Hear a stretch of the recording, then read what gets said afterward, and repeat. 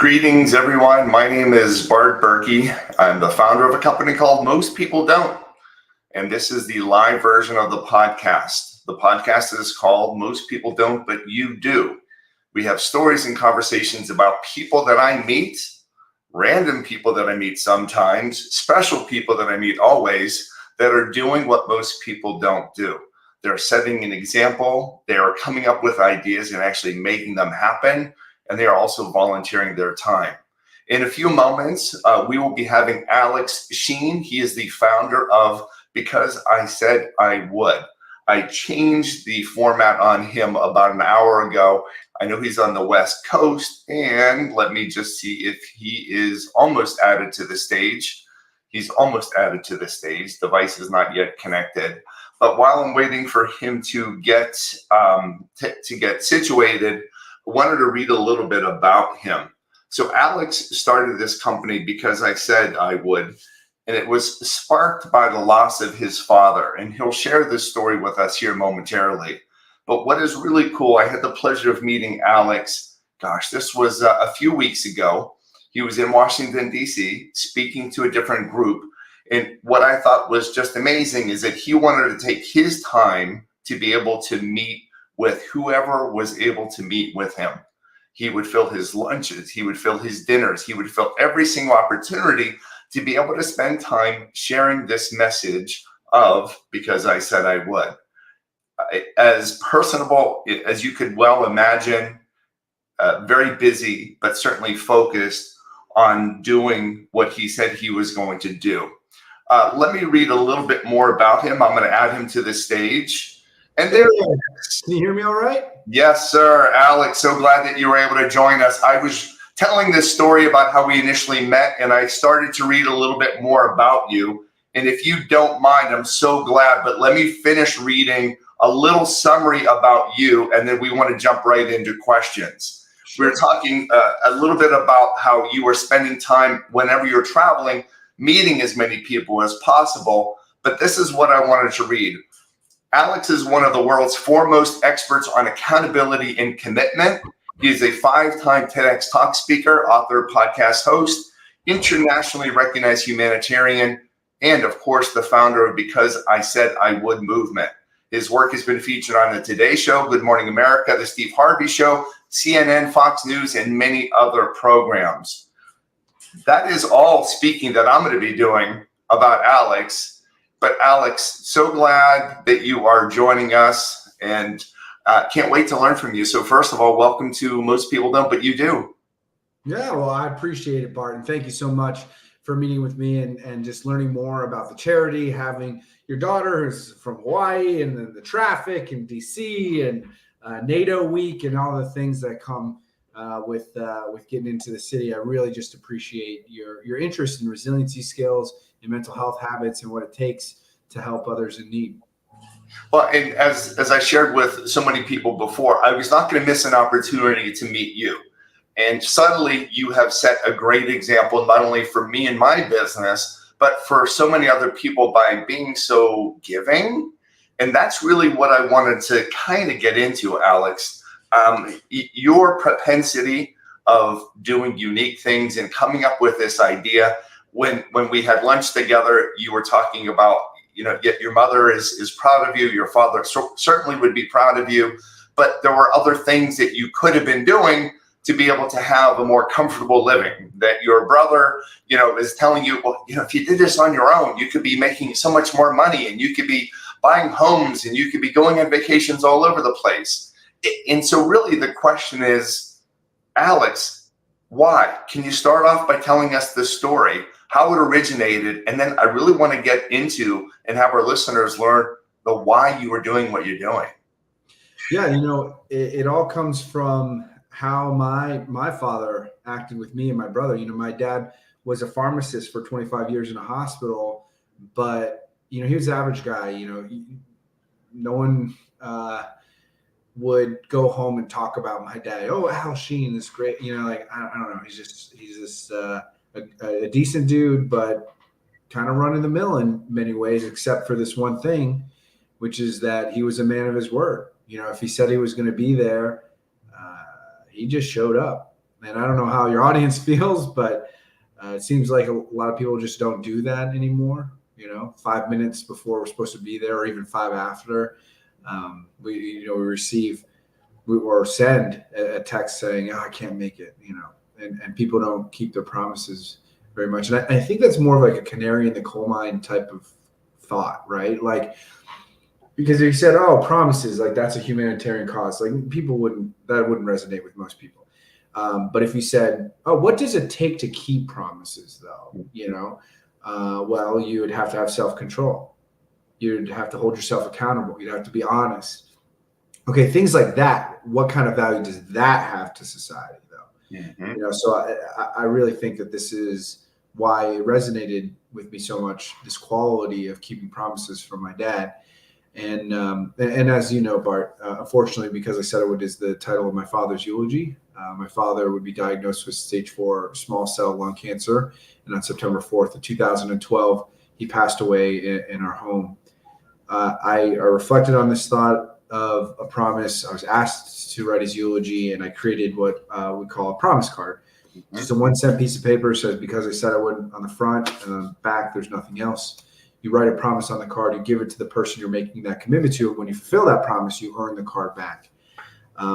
It was just a way to say goodbye to my father, but I offered to send 10 cards to anybody anywhere in the world, to anybody, no cost to anyone, which is the dumbest financial decision I've ever made, And I have a whole stack of them. I have a whole stack of them, right across from where my desk is right now, and I've been using them. So thank you for that. Alex, getting back to your father's ability to be able to, it aligns so much with, and you have inspired me in a sense, the name of my company, our company, most people don't. Most people don't keep their promises. So there's a lot of alignment. Most people don't do what they say they're going to do. Most people don't have self-discipline. Most people don't take care of themselves. Most people don't show up. All of these different elements. And what I'm trying to do, and I'm learning from you, is how can we encourage people to take action? They have an idea. They know what they should do, but how can they actually implement it and do it? But the question I have for you, Alex, is, seeing that and having spoken about that at your father's eulogy, did your brother and your mom also get that same sense of that's what your dad stood for? Yeah, no, I think that was definitely true. I mean, my dad was far from a perfect person, but he had this way of honestly, it wasn't motivating himself. He wasn't someone who would honestly listen to a podcast like yours or read a book like ours. He wasn't like binging motivational content. He just knew how to drag himself through life, to be honest with you. Like, he came from a place of poverty, being an immigrant to our country, and getting himself through pharmacy school and a master's of business administration, and just kind of trudging through those early jobs before he ever got there, working at Bob Evans and in a mine and all kinds of just random jobs, tough jobs, living in an apartment with 6 people and 2 bedrooms. It's just like it gets to this point where he said, well, whether I like to do it or not, that is really of no consequence. I have to get this done to carve out my version of survival. So I do think that my family understood that my dad had this other mode, where the rest of us, and understandably, including myself at the time, was like, yeah, if I don't want to do it, I have to figure out how to want to do it, or I might just not do it. And he just, that didn't even cross his mind, a sense of duty, obligation, and adherence to his word was, more critical than his preferences. What you had shared, he drug himself through life. Not easy, but he was pulling and dragging himself despite what he maybe preferred to do. He knew what was the right thing to do. Did you have this sense of learning from him, Alex, at a younger age growing up? I know, it really hit home during the eulogy, of course, but were you learning from him at age 9 and at age 10 that, oh my gosh, my dad's a remarkable dude? No, honestly, not at all. I was a brat, like most children are. Bart, I know you're a dad, and you've probably had those moments. But you know, my dad, in his literal obituary, I wrote it with him because he was terminally ill and while he had consciousness, I said, Dad, would you like to do this? And, you know, we were writing it out and he jokingly said, well, I want you to write in there that, I refer to myself as the bank of dad, you know, because like anytime we needed something, we just went to the bank of dad and asked for withdrawal. So, you know, I think that I didn't really take to that lesson. I took for granted that reliability. And I honestly, in some ways, appropriately interpreted how he behaved and also misinterpreted how he behaved. So what do I mean by that? Like, my dad was the angry Asian dad, right? I don't take some kind of stereotypical movie trope or something like that. It's like, he's that guy. It's insanely high standards, no emotion, never cry, et cetera, et cetera. And with that, you know, when he would get angry. And I think a lot of my family that part of him we remember. But in trying to understand my father, especially towards the end of his life, it's like, well, you know, why? You know, I went to business school and they said, okay, here's Toyota Production Systems 5 whys, root cause analysis. You know, you just ask why 5 times till you get to the root cause. You know, it applies to a lot of things in life. So I was kind of doing that with my dad. And, you know, like, why does he get angry? And part of that root cause was like, he honored his word and everybody else didn't. And he could not understand why. Yeah. Like, why wouldn't you just do what not only you said you would do, you had the resources to do, you had the time to do. Like, my dad was angry because he had never got numb to what a lot of us subconsciously have accepted, which is that people don't care. Yeah. And that's not everybody. So I'm not trying to be pessimist like that, but yeah, sometimes people don't honor their word, follow through, simply just because they don't think you're important enough. And that's hard to say out loud, but in cases can be true. And that upset him, I think, to know that we were willingly doing this, or even subconsciously doing that. So, you know, that's one of the things I think my family, you know, would, you know, how they understand this message is like, oh yeah, that is why he was upset. Yeah, because the frustration, if I'm this way and I see other people not doing certain things and not keeping their promises, why can't they? And Alex, you'll appreciate this. I just got back from a kindness conference last week and I spoke to a grouping of travel advisors, and the most amazing breakthroughs were happening. But we were talking about simple things like see something, do something. If you notice that something is wrong, just don't say something. Actually, take action. So I was driving yesterday, just had a little errand to run, and I see this car kind of pulled off the side of the road, almost in the median. And I see a woman getting out, and I'm thinking something is wrong, whether her car broke down, whether she needed help. So I put on my flashers, I pull off to the side of the road. No one else stopped. First of all, I wind down the window and I said, do you need help?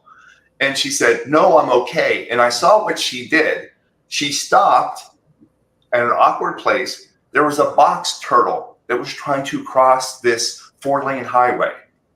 She stopped to pick up this turtle to carry it across the street to put it into the woods. Yet 10 people, 20 people, 30 people, other cars pass by. That could be frustrating, or we could use it to say, we heard this story, Bart and Alex were talking. Next time I see a turtle, next time I see something that I can do something about. Do you feel, and again, that's just a quick little story, right? It can be frustrating. What message would you share to people that are frustrated when other people are not honoring their promises? What would you share? Yeah, I really think that it's almost a internalization of character values in that compass of your life. So what do I mean by that? Like when we if we were to ask the audience, you know, Bart, you know, what are your top 3 values you make decisions by? Go, right? Mm-hmm. Like it, and you're almost phrasing the question with a tone and speed where it's like, unless you have it memorized and that's how you actually live, then it's not an answer, right? Yeah. Because a lot of people grasp at straws and say, well, integrity. It's like, and then you say, okay, what does integrity mean? And they're just like, well, it means, and that's what I'm talking about. I'm talking about people who are like, when I make decisions, I say, is this honest? Am I being accountable? Am I being compassionate? Am I using my self-control? Running your decisions through a filter that you have memorized. We call it a code of honor in our resiliency skills programs in schools and prisons and things like that. But the point I'm trying to make here is that part of the frustration on that thought of this bystander effect of people just passing someone in need is almost a frustration because it's a connection to the value of popularity. Now, it is also a connection to the value of impact, and so I'll get to that in a second. But I try not to get frustrated by the thought that people are or not doing anything. Like, popularity is not how I'm going to gauge what is right for me, right? I want to say, what did I do? Yes. Right. And the fact that all this other stuff exists, does that have a real consequential effect to a personal health, family, community, our country, timeline of history? Yes, of course. It cannot be denied. And that's why that frustration should exist. But in some ways, I do think this thought of popularity bleeds into other parts of our lives. And we say, well, why isn't everybody doing this and that and blah, blah, blah, blah, blah. And things start to only matter if everybody's doing it. I just try not to spend too much time in that space, and then just kind of dig that one extra step of saying, well, I'm frustrated because compassionate. Am I being compassionate? Right. And because I said I was universe, right? Thinking of locus of control. There's things I control. There's things I influence. There's things I have no influence over. And you could say there's more layers to that. But I kind of just stay away from things that I can't really influence as far as not being as far as affecting, honestly, like, my mental health is overused sometimes, but like, I just don't want that negativity in my mind. I just can't do anything about it. So like, what's the point of thinking about this? Right. No, lovely. And amazing that you say that, Alex. And what you are doing actually, by taking the initiatives that you are doing, by learning these values, by sharing with it, by teaching resiliency, you are essentially to heal your father. Do you realize that? You are creating solutions to heal your father. And even if your father is not with us on this earth, you are helping to heal your father. And thank goodness you've done this, because you're not falling into the same, I don't want to say trap, but you are finding solutions for yourself as well. You're not the frustrated kid of a frustrated pharmacist, right? So no, I mean, the thing is people break promises and water is wet. It's like, it's something that just happens. And I remember watching a School of Life video on YouTube, pretty decent channel, and a lot of stuff in resiliency skills, even mental health, is not a perfect science. But one perspective or philosophical view of anger is that the person who's angry is actually in some ways an idealist, that they are so optimistic that, oh, this is going to go right. Of course, every time I'm going to find my keys, right? Of course, my kid isn't going to misbehave. Well, of course, all these things, they're supposed to happen exactly as planned, right? Because I'm an optimist, right? I'm an idealist. And when they don't, I get angry every single time. You know what I'm saying? So like, certain things like that help us reframe and understand not only our own frustrations, but those of others. And then just like one final thought on, like, what everybody else does, and like, the popularity of things or the bystander effect, people passing. I'm starting to develop a belief that there may not be any other action in this world than individual action. And I mean that almost like somewhat literally. meaning like even in groups of people, it's like it's only still one person at a time acting. Like there's no monolith. It's like yes, there are economics, yes, there are laws, yes, there are a lot of things that influence, but at the end of the day, we peel it all the way back, and it's every single one of us did or didn't do something. There are no other things to do. You know what I'm saying? Like every action is only individual action, and that's why I think it's one of also a neglected humanitarian sort of pillar, right? We want to change laws. We want to create miracle cures, miracle technologies. And of course, we need all of those things. But like we ignore how integral personal responsibility is to moving all causes. You have personal responsibility, individual values. And as you were sharing about your values, it reminded me of something I believe Socrates said. Before you speak, put it through this filter. Is it kind? Is it necessary and true? What a great way to live. And you're putting it through the values of honesty, integrity, values, independence, all of your values before you're saying it. And Alex, when you're talking about things are up to the individual. So lessons for our listeners, and as I shared with you before, this will go out to over 100,000 individuals and hopefully more because of your name and because of what you're doing. And we want the word to be spread. How can they're learning from you, but is there a piece of advice that you can say, how can you remember to do what you're going to do? Is there anything that you teach or that your team teaches as a takeaway? What could one person do now to honor what they say they're going to do? One piece. Yeah. So I'm going to take a little different angle to this, but it'll come back to that one thought. When we look at resiliency skills and mental health habits, there are lots of different methods, right? We could talk about anger management, stress management, time management, the 4 types of self-control. We could go through a litany of things that, all these books and psychologists say will help. However, we don't know exactly what the efficacy of any one of those things would be for Bart versus Alex. So let's give the analogy of any sort of medicine, right? Like at a hospital. There's going to be a standard normal distribution of the efficacy of that medicine with human beings. So for some people, it's going to, for a lot of people, they're going to be in the middle of that bell curve. If we remember from 7th grade, in the middle of that bell curve, it's going to work for a lot of people. That's great. But then we're going to have some people where it has no effect. That medicine has no effect for them almost at all. It's like almost like they never took it. It's weird, but they're like this little outlier piece. And then on the other side, there's people who it's like they're allergic to it. This is literally poison to their body for some reason. And that bell curve kind of shows the effectiveness of this medicine. Well, it turns out that if we're talking about cognitive reframing or deep breathing exercises or even living by a code of honor, whatever, we don't know how well each one of those things works for Bart. Works for Alex. We are all different human beings, right? So in that thought, you have to be your own experiment to some degree, right? You have to say, well, deep breathing works for most people, but for some reason, I've given it enough sample size. I didn't just quit immediately. I tried it, didn't work for me, move on to the next thing. Journaling, it works for a lot of people, didn't work for me, move on to the next thing. You have to be your own experiment.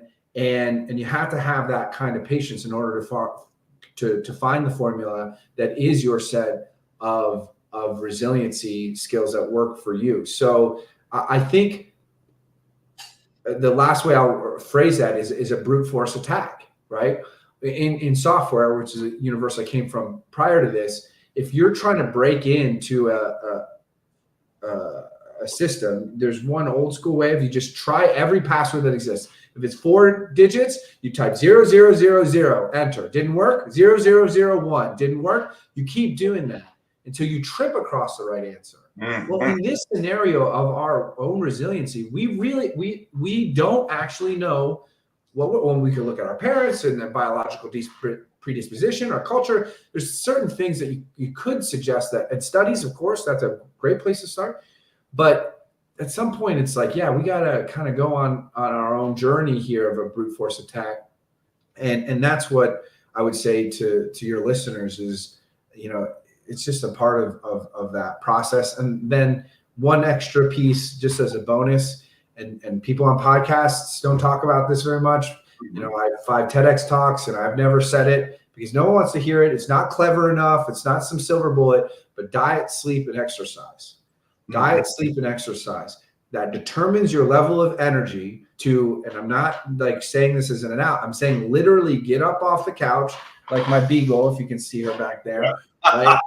You know, you to get up off the couch to do that thing requires energy. To stay focused and concentrated, even in front of this desk, takes a level of energy. And diet, sleep, and exercise are foundational, but again, not clever enough to write a book about, apparently. Yeah, no, and it's so cool. It's the simplistic ways. Alex, you have a different approach. Your stories are going to be different than my stories. And individuals can learn from your stories. I learned from having lunch with you and understanding what motivates you and your time boxing, and that you do try to take time to make sure that you're exercising, and that you love having your pups. And it's hard because you're traveling and you are scheduling so much, because if you don't spend adequate time talking about, because I said I would, in between presentations, then you have to work twice as hard the next time in front of your stage of 4,000 to be able to convince them to begin to take action and think differently. So all of these things goes back to the individualization, as you had shared, and then the simplistic things. Try things, try diet, sleep, and exercise. Learn stories from people that are doing research like yourself, like me. Pull down the ones that you think are going to resonate with you. And then, as you had said, do the experiment on yourself. It's not going to be a one stop or one shoe fits all type of approach. You're going to have to try things to see what is going to encourage me to take action, what is going to encourage me to feel better, what is going to encourage me or motivate me or inspire me to do what I say I'm going to do. Is that a good summary of what we learned so far? Absolutely. And in that patience, you know, you got to realize that like things that work for you on one day will not work for you on another. I mean, we are too complex, unfortunately, to have such a simple solution. So you're understanding that is the process. That is how it works. Mm-hmm.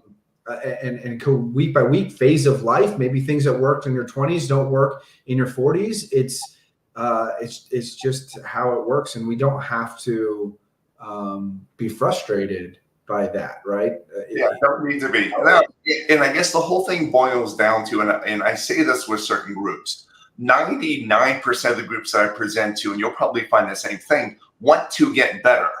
They're not comfortable with just remaining as they are. They want to get better. And I came up with this statement: easy to be, but better to become. Hmm. If individuals believe that it's better to become, then that's when they're going to want to learn and take and exercise and experiment. Sadly, there are probably some people that have given up. Is there anything that you would say to the folks that don't think that they can get better, that they can improve? Yeah, I often come back to a Bureau of Labor Statistics number, 75.1%. So 75.1% of all Americans do not volunteer a single hour in an entire year. When we talk about that bystander effect, Bart, earlier, mm-hmm. You know, the number of people who actually make the world a better place, it's not like there's a bunch of like evil people out there in these massive quantities. I actually don't think that's entirely true. What I think is like there's just a lot of apathetic people that maybe aren't taking care of themselves, their families, their community, a cause they care about. It's right. This gray middle part is actually the real problem. So the people who are taking care of their physical health, the mental health, that they're helping their communities, their families, they volunteer. These types of people are limited in number. And so one thing I often say, and is in our code of honor, is the world is in great need, and so you are needed. I have volunteered probably like 75 or 100 different organizations in the last decade. And even in causes that you think like, oh, a children's hospital, clearly like there's going to be, it's a children's hospital, like birthday celebration. There's going to be people lining up at the door to help. Well, I don't know if you've ever been to one then, because it's not entirely like that. It has cases of success where, of course, we see numbers on social media, because that's those highlight moments that get shares and likes. But a lot of times when it comes to doing the right thing, there's not very many people who show up. And I don't, again, mean just charity. I mean, just even our own individual little take care of our family type of approach to life. So people who are getting discouraged, like your efforts don't matter, it's the only thing that matters. Mahatma Gandhi once said, whatever you will do will be insignificant, but it's very important that you do it. Because again, the only action in life is individual action. It's not, it doesn't get bigger than that. I mean, it adds up, and that's the only way, is that we all have to believe that this insignificance, when zoomed out, is the only way it works, the only way it gets better. And that's the switch I would try to flip for those people who feel like it doesn't matter. And I'll give one small example and end on that. But like, there's a pretty long stretch of road in Cleveland on the lake shore, and there's just trash all over. I once made a promise to to pick up trash for 24 hours straight, right? So I walked about like 41 miles or something in that 24 hours, and I just picked up trash. I picked up trash along a 3-mile stretch both ways, and I did it all and by myself, right? There's trash there. I mean, because you can see expiration dates and things are 10 years old. I did it all by myself. The thought that one person can't do things that matter, it's like, sometimes it's like a perspective of like, well, have you tried? Like, I mean, because I've seen lots of people who've made a huge difference. And it doesn't have to be some stunt, like some 24-hour whatever. It's like, I could have easily done that a couple hours a day over the course of months, and I would have accomplished the same thing, and by myself, in a community of surrounded by tens of thousands of individuals. That trash sat there for 5 years. And there are lots of, that's an analogy for lots of parts of life that can get better. We just have to try. Amazing. Alex, pick up the turtle. Pick up the turtle, pick up the trash. Individual components matter. I have one last question if you have just a few moments left. Yep. I gotta jet to the airport, but yes. Yeah, Alex, so last question, well, 2 questions. Are you making promises to yourself? You are always giving. You have donated millions and millions, and the majority of everything that has ever come in to be able to help others. Are you making promises to yourself?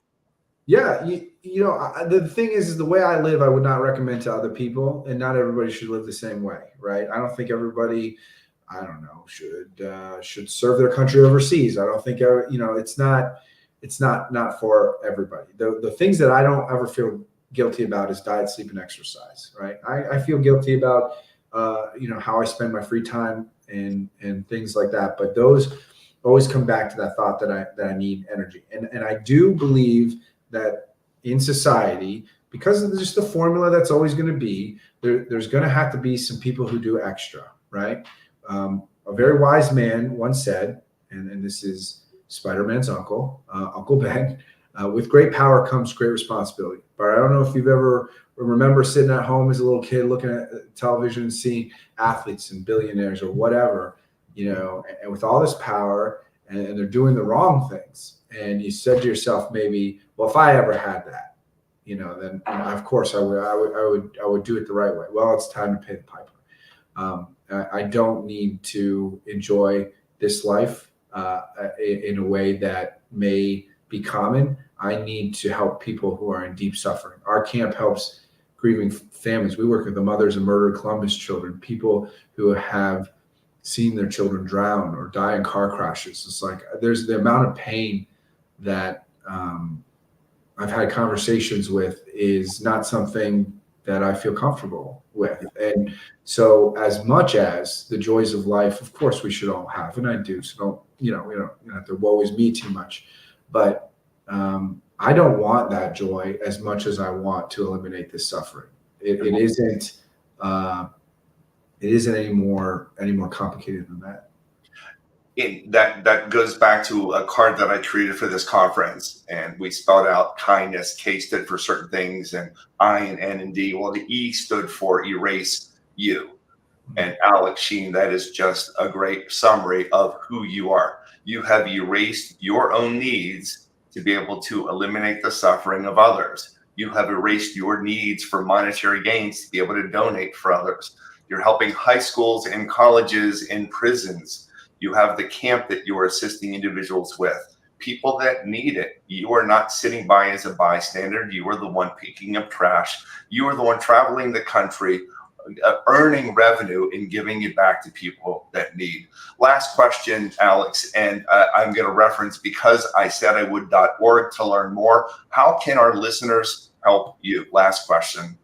Yeah, there's many ways to get involved. We're looking for some new board members. If resiliency skills and mental health habits interest you, then we're looking for not only board members, but professional volunteers who can help with like little mini projects, right? Really kind of in a box, but that would help the charity. If you and your corporate group would like to come do a volunteer project at our 92-acre camp and retreat center for grieving families in Ohio, just east of Columbus, there's that option. We actually do corporate retreats as well at our leadership development retreat center. And in that, 100% of that funding goes to the charity. Obviously, financial contributions, I wish it wasn't a part of charity, but it's like, I don't know how else to help these people. There's resources are required. So starting a Facebook fundraiser, sponsoring a grieving family at $1,500. There are a lot of different ways to get involved, but the best way to get involved is to be a person of your word, to look back to the shelf of promises you have not kept and give it another shot. If you did that, that would be plenty for me. Amazing. And I would encourage individuals again to go to becauseIsaidIwould.org. Alex, you are a remarkable human being. I'm so glad that we had the pleasure of being able to meet in DC. I will continue to spread the word of what you are doing. If individuals can volunteer, think about it. If people are kind of stuck in their woe is me, a great way to get out of your own head is to be able to volunteer to do things to help others. Alex Sheen, please be safe. Please make sure that you are taking care of yourself, because I know you are one busy gentleman. I see that arm. I know you're exercising. I know you're boxing, but make sure you also are focusing on right diet, sleep, and exercise for you, because we need you around a long time, my friend. But I'm so grateful, and thank you. Safe travels. Awesome. Thanks, Bart. Have a good one, everybody. Thank you.